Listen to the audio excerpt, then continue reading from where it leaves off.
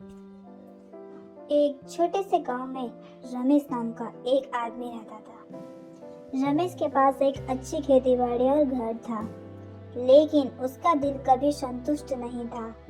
हर वक्त उसका मन पैसा और संपत्ति बढ़ाने में लगा रहता था। रमेश इतना लालची था कि वो अपने गांव के लोगों की मदद करने की बजाय उनका फायदा उठाने की सोचता था। एक दिन गांव में एक साधु बाबा आए। वो गांव के लोगों को आशीर्वाद दे रहे थे और उन्होंने कहा, जो भी सच्चे दिल से प्रार्थना करेगा उसकी इच्छा पूरी होगी। रमेश ने ये बात सुन ली और एक चालाक प्लान बनाया।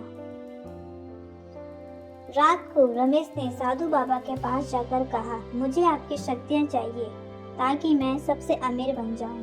साधु बाबा हंस दिए और बोले, ठीक है, कल सुबह तुम्हें एक ऐसा खजाना मिलेगा जो तुम्हारी पूरी जिंदगी बदल देगा, लेकिन एक शर्त है, तुम्हें इस खजाने का इस्तेमाल सिर्फ अच्छे काम के लिए करना होगा।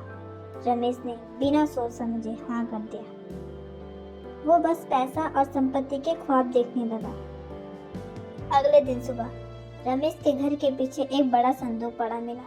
संदूक खुलते ही उसमें सोना, हीरे, मोती और बहुत सारी संपत्ति थी।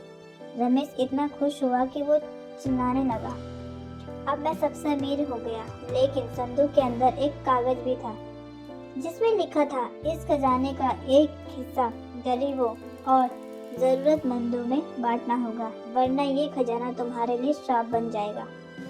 रमेश ने कागज को नजरअंदाज कर दिया और सोचा, मुझे क्यों किसी और को देना चाहिए, ये सब मेरा है। जैसे ही रमेश ने सोना बेचकर और ज्यादा पैसा कमाना शुरू किया, उसके जीवन में अजीब घटनाएं होने लगी। एक रात जब वो अपने खजाने के पास बैठा था, संदूक अचानक से बंद हो गया और एक भयानक आवाज आई, तू सिर्फ अपने लिए जीता है, अब तू सब कुछ खो देगा। रमेश घबरा गया और साधु बाबा को ढूंढने निकला। साधु बाबा से मिलने के बाद उसने अपने आप माफी मांगी। बाबा ने कहा, अब भी समय है, अगर तुम अपने लालचीपन को छोड़ दो और लोगों की मदद करो तो तुम्हारी जिंदगी सुधर सकती है। रमेश ने अपने खजाने का एक बड़ा हिस्सा गरीबों में बांट दिया। धीरे धीरे उसकी जिंदगी सुधरने लगी। अब उसका मन पैसा नहीं बल्कि लोगों की खुशी देखने में लगता था। उसने अपने गांव में एक स्कूल और अस्पताल बनाया और लोगों के लिए दिल जीत लिए। रमेश ने सीख ली कि ज्यादा का लालच इंसान को बर्बाद कर देता है। जब उसने लोगों की मदद करना शुरू किया, तभी उसकी असली खुशी मिली।